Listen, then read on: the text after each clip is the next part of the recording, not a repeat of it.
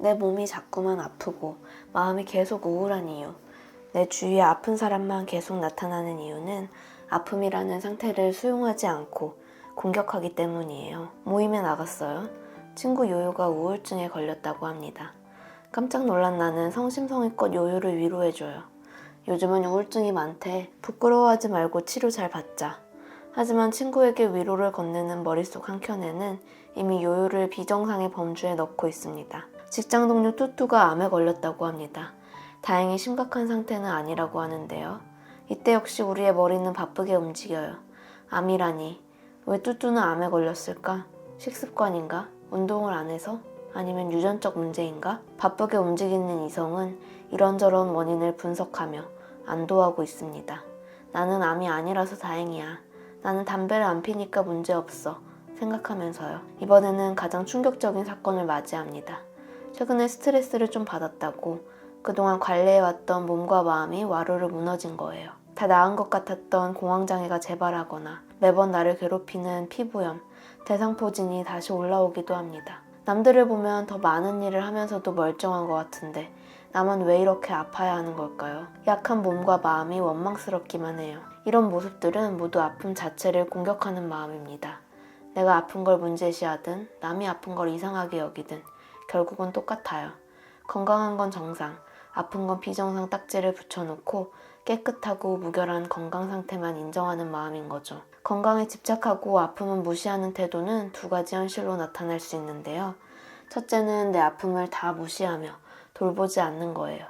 건강함, 정상, 멀쩡함이란 가치에 집착하기에 몸과 마음이 아파도 아픔을 느끼지 않고 외면합니다. 스스로 건강체질이라고 여기고 걸핏하면 아픈 주위 사람들을 이상하게 여기기도 해요. 하지만 이런 경우 무시당한 아픔이 차곡차곡 쌓여 큰 병으로 돌아올 수 있습니다. 두 번째 경우는 아픔에 지나치게 몰두하며 벗어나지 못하는 상태입니다. 건강에 집착하면 아픔은 무시할 것만 같지만 오히려 내게 있는 조금의 아픔도 확대 해석하는 양상이 나타나요. 예를 들어 어느 정도 잡티와 결점이 있는 게 자연스럽다고 믿는 사람은 자기 얼굴을 봐도 문제를 느끼지 못해요. 반면 원래 피부는 도자기처럼 깨끗하고 하얘야 한다고 믿는 사람은 거울 속 작은 잡티도 어마어마하게 느껴지겠죠. 이렇게 건강을 정상성으로 여기는 마음을 갖고 있다 보면 조금의 불건강, 조금의 아픔도 너무 크게 느끼는 경향이 있습니다. 아픔은 그냥 아픔일 뿐인 건데 아픈 나에 빠져서 비통해하고 슬퍼하고 억울해하는 거예요.